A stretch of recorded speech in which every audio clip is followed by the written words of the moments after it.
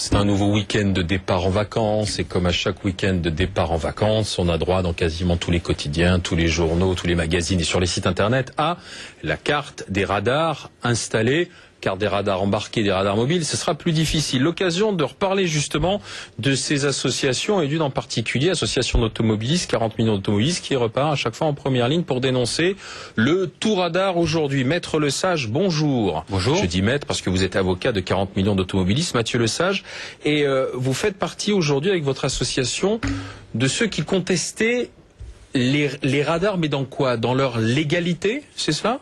Dans la légalité même du fonctionnement d'un très grand nombre de radars, puisque l'État lui-même, par un arrêté du 4 juin 2009, Oui. a décrété que seuls les organismes qu'il désignait lui-même, organismes privés, indépendants, pouvaient vérifier le bon fonctionnement des radars, dont on sait qu'ils doivent être vérifiés chaque année.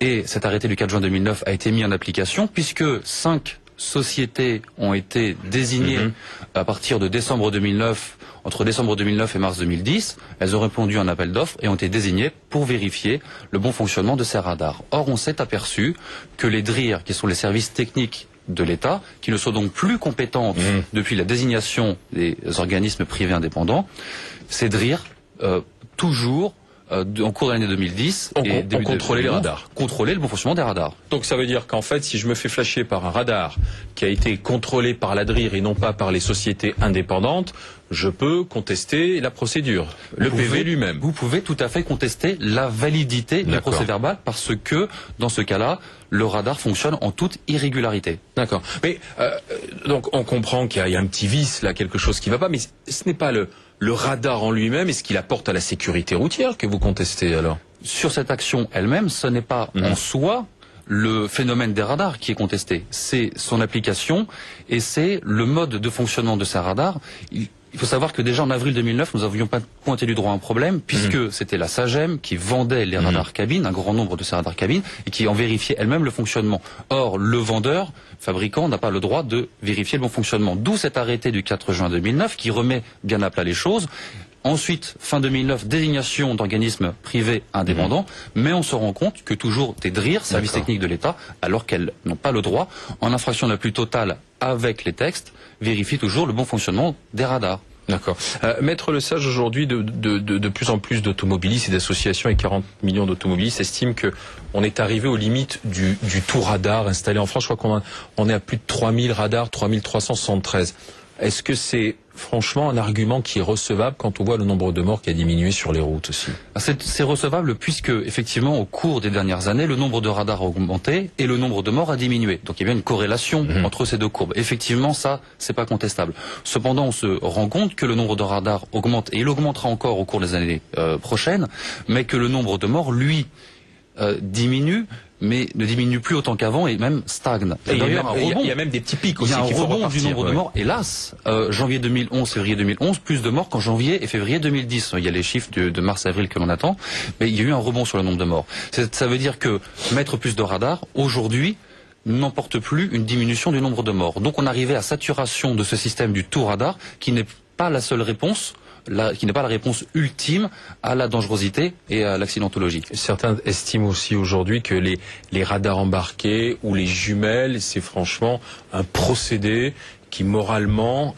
montre ses limites aussi et qu'on coince les automobilistes uniquement pour faire rentrer de l'argent dans les caisses de l'État. Vous contestez aussi ça? Alors qu'il y ait une question d'argent en jeu, effectivement, ça c'est absolument indéniable. Et d'ailleurs, le fait que ce soit toujours des DRIR qui aient continué à vérifier le fonctionnement des radars, ça voulait dire que alors que les services de l'État le savaient, elles n'avaient pas le droit de le faire, elles ont continué, ces DRIR, à vérifier le fonctionnement des radars parce qu'il fallait bien que les radars vérifiés obligatoirement chaque année puissent être toujours mis en fonction. Donc il faut du chiffre, c'est de l'argent, le chiffre, mais c'est aussi un quota du nombre de procès-verbaux dressés.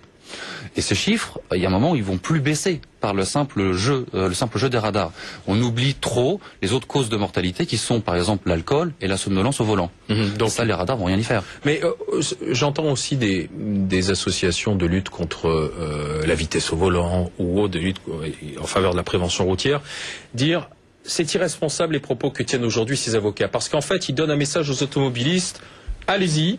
vous pouvez franchir les limites de vitesse autorisées de toutes les manières derrière. Vous prendrez un avocat et s'il s'aperçoit que le radar n'a pas été bien contrôlé, vous ferez sauter votre PV.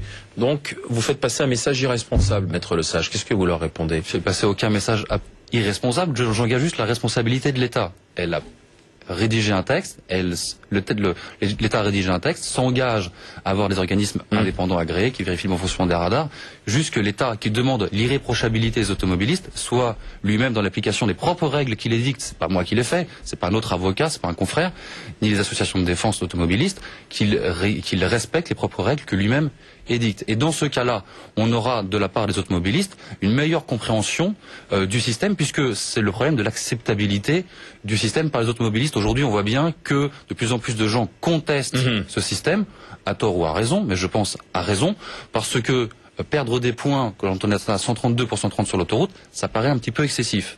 Et vous pouvez aujourd'hui perdre votre permis de conduire juste pour ça. Donc ce qu'on proposait par exemple à 40 millions d'automobilistes, c'est toujours de peut-être sanctionner excès de vitesse, il faut bien respecter la loi, peut-être pour les excès de vitesse inférieurs à 5 km/h ou 10 km/h, de pas retirer de points, juste une amende, une peine d'argent, ça suffit.